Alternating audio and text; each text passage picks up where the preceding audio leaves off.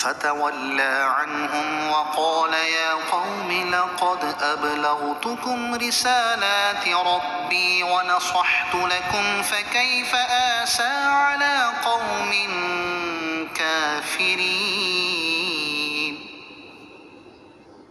تو شعیب نے ان سے منہ پھیر لیا اور فرمایا اے میری قوم، بے شک میں نے تمہیں اپنے رب کے پیغامات پہنچا دیے اور میں نے تمہاری خیر خواہی کی، تو کافر قوم پر میں کیسے غم کروں؟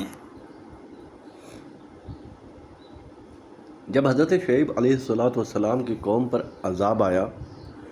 تو آپ نے ان سے منہ پھیر لیا، اور قوم کی ہلاکت کے بعد جب آپ ان کی بے جان نعشیوں پر گزرے تو ان سے فرمایا اے میری قوم،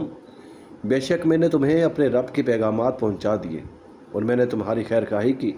لیکن تم کسی طرح ایمان نہ لائے۔ کفار کی ہلاکت کے بعد حضرت شعیب علیہ السلام نے ان سے جو کلام فرمایا، اس سے معلوم ہوا کہ مردے سنتے ہیں۔ حضرت قتادہ رضی اللہ تعالیٰ عنہ فرماتے ہیں اللہ تعالیٰ کے نبی حضرت شعیب علیہ السلام نے اپنی قوم کو سنایا، بے شک اللہ کے نبی حضرت صالح علیہ السلام نے اپنی قوم کو سنایا، اور اللہ تعالیٰ کی قسم رسول اکرم صلی اللہ تعالیٰ علیہ وآلہ وسلم نے اپنی قوم کو سنایا۔ مردوں کے سننے کی قوت سے متعلق بخاری شریف میں ہے جب ابو جہل وغیرہ کفار کو بدر کے کنویں میں پھینک دیا گیا تو اس وقت رسول اللہ صلی اللہ تعالیٰ علیہ وآلہ وسلم نے ان سے خطاب فرمایا تو کیا تم نے اس وعدے کو سچا پایا جو تم سے تمہارے رب نے کیا تھا؟ حضرت عمر فاروق رضی اللہ تعالیٰ عنہ نے عرض کی یا رسول اللہ صلی اللہ تعالیٰ علیہ وآلہ وسلم، آپ ایسے جسموں سے کلام فرما رہے ہیں کہ جن کے اندر روحیں نہیں۔ ارشاد فرمایا اس ذات کی قسم جس کے قبضے میں محمد صلی اللہ تعالیٰ علیہ وآلہ وسلم کی جان ہے، جو کچھ میں کہہ رہا ہوں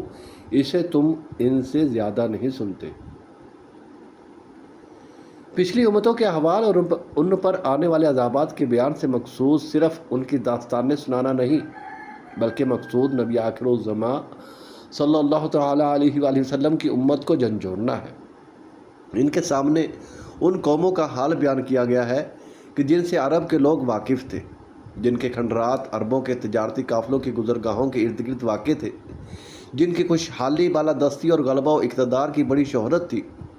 اور پھر انبیاء اکرام علیہ السلام کی نافرمانی کے باعث ان کی تباہی و بربادی کے دل خراش واقعات ہوئے جو سب کو معلوم تھے۔ یہ واقعات اور حالات بتا کر انہیں آگاہ کیا گیا کہ محمد مصطفیٰ صلی اللہ تعالیٰ علیہ وآلہ وسلم بھی انہیں تعلیمات کو کامل اور مکمل صورت میں تمہارے پاس لائے ہیں جو پہلے نبیوں علیہ السلام نے اپنی اپنی امتوں کو اپنے زمانے میں دی۔ اگر تم نے بھی انکار کیا اور سرکشی کی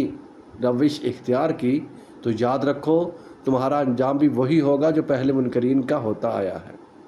دونوں جہان کی سعادت اور سلامتی مطلوب ہے تو رسول خدا صلی اللہ تعالیٰ علیہ وآلہ وسلم کی اطاعت کرو اور ان کا دامن رحمت مضبوطی سے تھام لو، تمہیں دنیا و آخرت دونوں میں سربلندی نصیب ہو جائے گی۔